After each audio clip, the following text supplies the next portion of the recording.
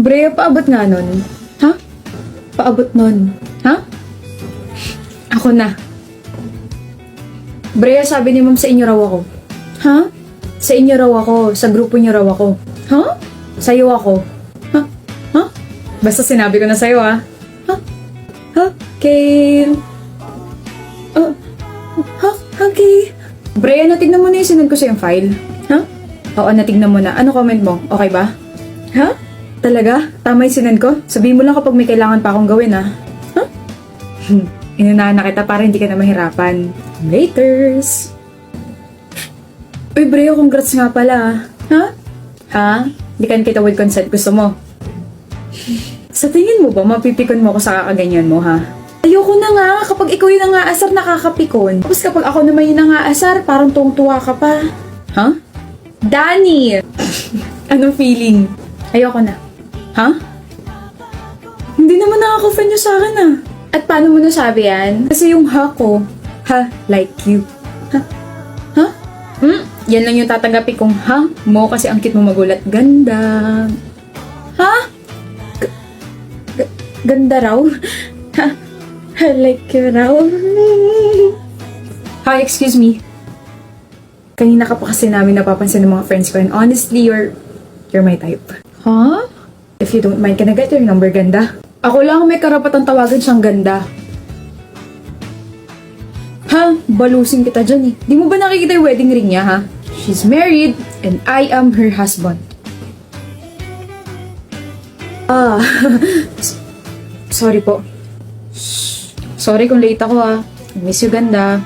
Sa 7 years natin magkarelasyon, parang ngayon lang nawala yung poise mo. Since college kaya nawawala na poise ko kapag kausap kita. Grabe, I can't believe na crush mo na ako dati pa. Kaka, mukha sa akin. Ayan tuloy, from ha, like you, I love you, and ngayon, ha, sawa na kita. Kilig ka na naman. Sinong hindi kikiligin? Eh, ikaw yan. Nga pala, Brea. Kapag may lumapit sa'yo, ganituhin mo na lang siya, ha? Sakit ng ulo ko, sakit ng balikat ko. Yes, may kailangan ka. Eto, wedding ring to. Ang ganda, no? Ewan ko sa'yo. Kain na nga tayo.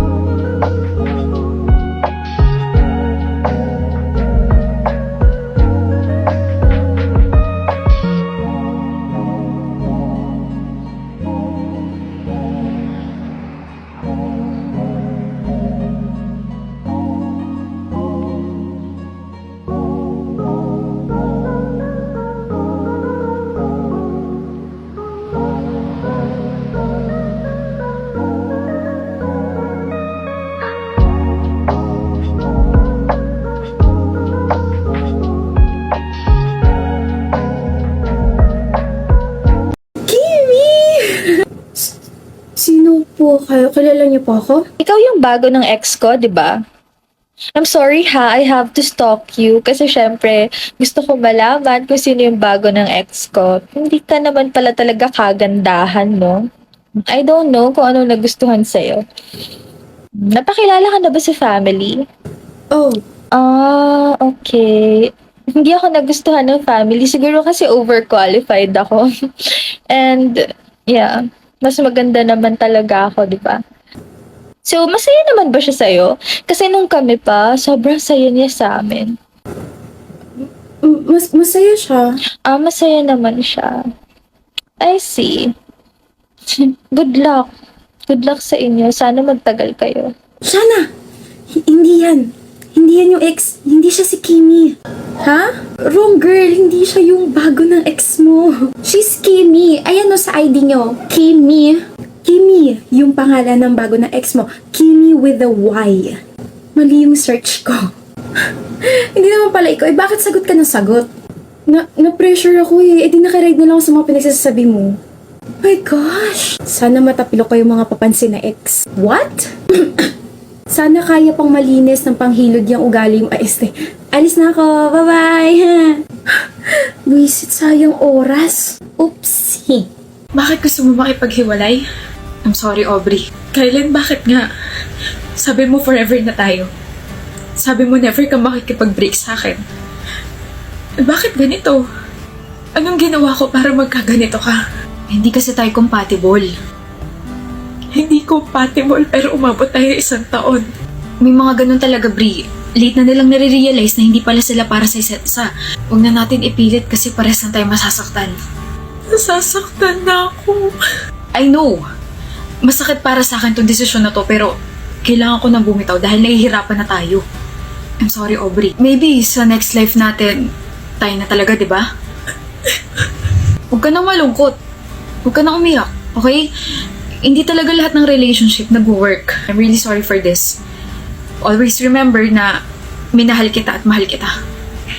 Sorry. Ano? Break na kayo ni Aubrey? 2 days ago pa. Parang hindi ka broken-hearted ah. Ginusto mo? Siyempre, dada moves na ako dun sa blockmate ko eh. Ganda dun, pre. Maganda si Aubrey. Iba si Aubrey dun sa blockmate na nakilala ko. Sobrang, alam mo yun, swak yung personality namin. Parang nag-click agad kami. So, nagkagusto ka sa blockmate mo habang kayo ni Aubrey? Oo. Walang yang yan. Muntik na nga ako matawa kay Aubrey habang nakikipag-break ako sa kanya eh. Bakit? Iyak nang iyak. Konti na nga lang parang tutulo na yung uhog eh. Wala eh. Patay na patay talaga siya sa akin kaya ganun.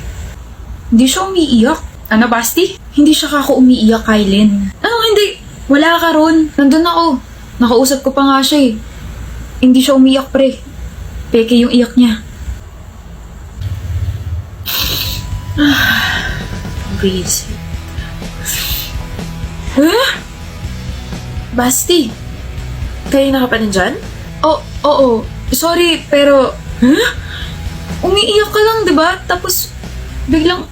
Wow, ang bilis namang mag-shift na emotions mo. Hindi naman ako naiyak. Pero, tingin mo nasaktan ako sa pakikipag-break ni Kylen? I already prepared myself kasi alam ko may bago na yung buwisit na yun. Ano raw sabi niya? Masakit para sa kanya yung desisyon na ginawa niya? Maybe sa next life kami na talaga? Sarap isuka ng mga kinain ko kanina. Shocks, kinikilabutan ako. Pero bakit ka umiyak kung ganun? Kasi natutuwa si Kylen kapag umiiyak ako. Feeling niya, pinagwapo niya na iniiyakan siya ng mga babae. So hello, I'm a theater actress. Sayang naman kung hindi ko gagamitin sa kanya yun, di ba? He's already stupid na hindi siya agad nakapag-break sa akin. Pero lalo pa siya magiging tangat bobo kung ipagkakalat niya sa iba na iniyakan ko siya. But trust me, ipopost ako yung bank account ko. Ipagkakalat niya yan sa iba. Sinabi niya yun? Oh, tapos natawa pa nga siya kasi mukha ka raw tanga habang kinakausap siya tungkol sa hindi niyo pagiging compatible, something like that. Ayusin mo sarili mo, Kylen. Nakakaya ka maging kaibigan eh. Okay lang yan, Kylen. Yung mga ganyang ugali, deserve mapahiya. Ba't ka tumigil? Hindi ko kaya. Ano? Hindi ko siya iiwan. Ay, naman. Sira ulo yung lalaking yun. Mamamatay tao yun. Before he became like that, inalagaan at minahal niya ako. Para siyang isang anghel na pinrotektahan ako by killing the criminals. Wala rin siyang pinagkaiba sa kanila. Tyrone, mahal ko siya. I'm sorry. Vander, ba't ka bumalik? Malaya ka na, Ayi. Bakit mo ko binalikan? Vander, kaya ko magulat para lang makasama ka. Pero masama akong tao. I know. Pero mahal na mahal kita. Sobrang mahal kita. Kaya dito lang ako sa tabi mo. Okay? Ay. Mahal kita. Mahal din kita. I know. Kaya pinapalaya na kita. Ano?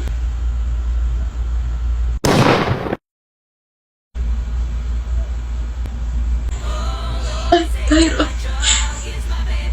Anong ginawa mo? Ginawa ko lang ang pabor na hiningi niya. He told me to end this life. Sabi niya hindi ka magiging malaya kung patuloy ka nasa tabi niya. You'll never be safe with him, Ai. Kamuhian mo ako habang buhay, wala na akong pakialam. Pero gagawin at gagawin ko pa rin yung hiningi niyang pabor dahil mahal kita. Dahil mahalaga ka sa akin. Hindi ko kailangan yan. Sana pinatid mo na lang din ako.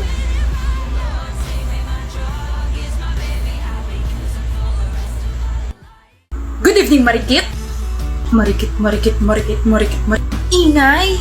Sungit mo ah. Tigilan mo ako, Fina. Ayoko nga, mahal. Maiksi pasensya ko ngayon. Lumayo-layo ka sa akin, please lang. Ngayon lang maiksi pasensya mo? Hindi ba parang araw-araw ganun ka? Fina naman eh. Red days? Hindi. Masakit ang ulo mo? Hindi. Masakit ang bewa mo? Hindi. Ano ba? Sayang, kala ko sex bomb dancer ka no. Hindi ka titigil. Wala ka sa mood? Malamang ano pa bang bago? Yung pagmamahal ko sa'yo lalo na dadagdagan sa bawat segundong lumilipas. Ano? Tinanong mo ko kung ano pa bang bago eh. Sinagot ko lang. Oh, itatapon mo sa akin yan? Binigay ko yan ng 3rd anniversary natin. Napanalunan kayo sa perya. Pinaghirapan ko yan. Naiinis na ako, Fina. O eto na nga, wait lang. Hoy mood! Tigilan mo asawa ko ah. Dahil sa'yo, naiinis na siya sa akin. Go away! Ayan, pinagalitan ko na. Titigilan ka na yan. Aba, inirapan mo ako? Taray mo, madam ah.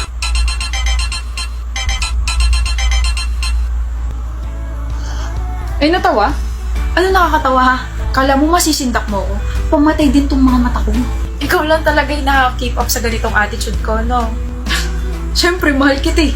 Pero attitude rin kasi ako mahal. Manggal na ako eh. Ewan ko sa'yo. Laro na lang tayo ng card game para humupa yung init ng ulo mo. Wala na, humupa na. Yun. O, mag-sorry ka na kay Marifin. Marifin? Sino yun? Yung stuff toy na hawak mo. Siya si Marifin. Ibabato mo na sana siya kanina, di ba? She must have been hurt. Diyos ko po.